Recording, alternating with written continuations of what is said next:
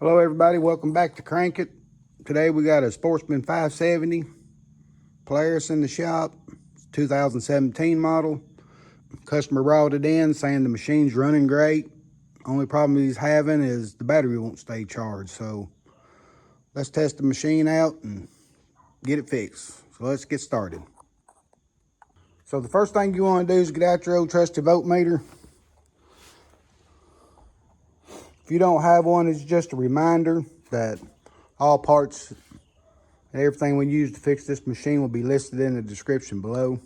But underneath the front left tire, if you look down, you'll be able to see the batteries down there on the bottom part of the frame. Set your voltmeter to DC volts and check the battery, see how many volts you got. Now, as you can tell, our battery's got 12.4. So the next step you want to do,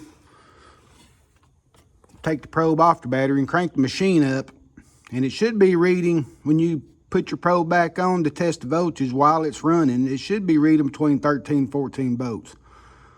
This one is not. This one right here is reading exactly what the battery's showing. So that's telling us that the system on this machine is not putting voltage back to the battery in order to keep the battery charged. So with the machine not giving them any trouble other than just not keeping the battery charged, we're going to have to replace the rectifier on this. The rectifier is located right behind your front bumper, and it's right there. So let's start taking it off so we can get prepared to put our new one on. The rectifier has two bolts.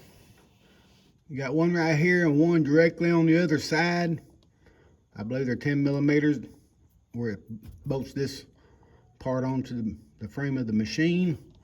You want to take your ratchet and take them two bolts out to get it loose.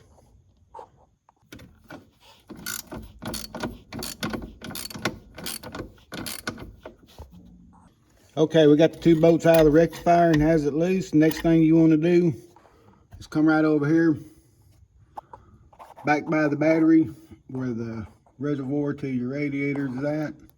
And just up above there, there's a clamp. Takes 10 millimeter also. We're going to take it loose so we can get them off of these wires right here. So let's get that off.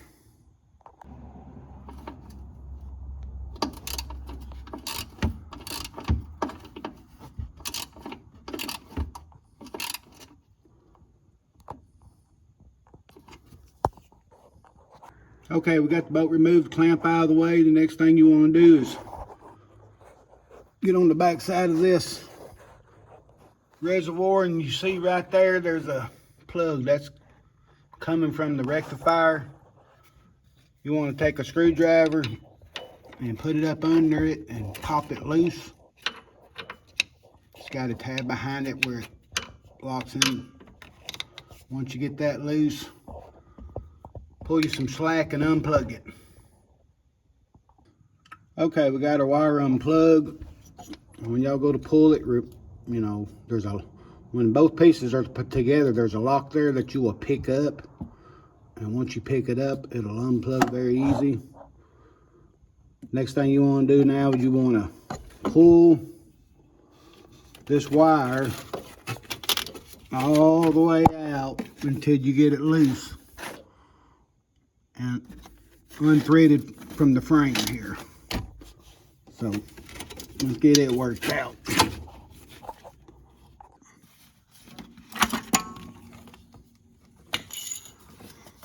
Alright, since we got that wire unplugged and pulled out from the machine, the next thing you want to do is come back up on top, unlatch these on both sides,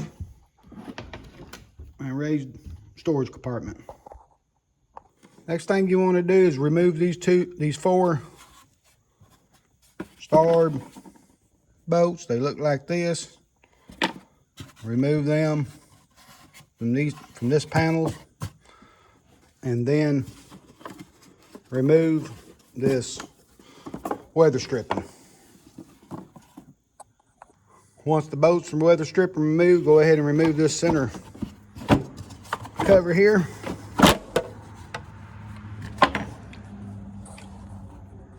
And this is going to give you access down here to this bus bar. If I can, right here. And if you want a little bit better access here to this bus bar, there's a plastic rivet that you can pull out with a pair of side dikes. Move it. That allows you to move this fuse box enough out of the way where you can get to your wires here. Now off the rectifier, you got 2 more wires that comes from there, from the rectifier up here to these bus bars. It's white and black. The white wire will hook here off this one. Black wires here connected off of this one. So I always take one loose at a time, remove that wire, then put my nut right back on so I don't get the other wires confused and not knowing where they go. Then I would do the same thing with the other one. Okay, we got the 2 wires disconnected from the bar. Next thing you want to do is come back under here and fish them wires out.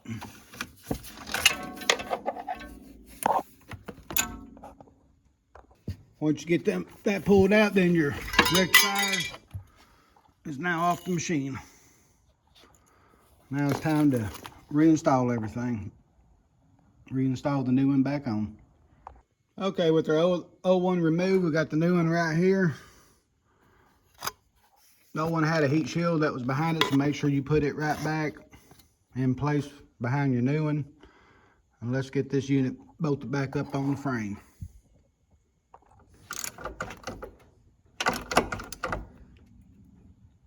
Now that we have the new rectifier installed back to the frame, now you want to take them wires that you pull loose from the frame and reroute them back in the same spot.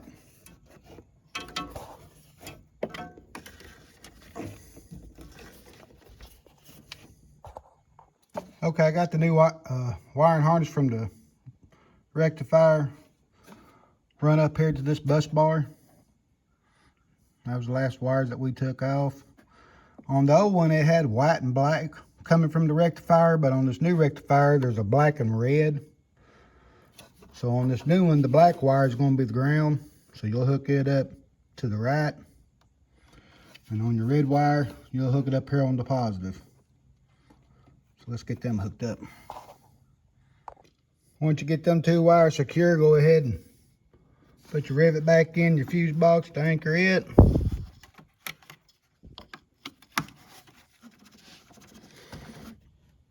Let's move back underneath the front left fender. Now you need to take your other wire loom and run it back through the same way you took it out before.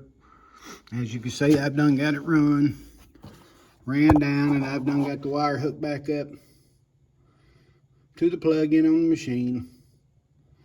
Now before I go any further, I want to retest and see if the machine is back charging again. So let's get our voltmeter back out and do another test. Okay, I got my voltmeter out, set it on DC volts, and I've got it hooked to the battery. And as you can see, we got 12.7 volts without the machine running. So now let's crank up the machine and see what reading we're getting then. Should be around 13, 14 volts. Okay, I got the machine up and running.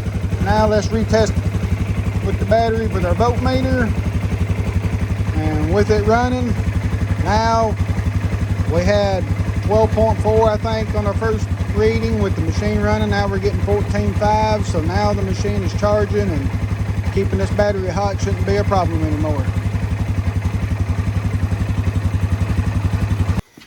Okay guys, I went ahead and reinstalled this clamp back.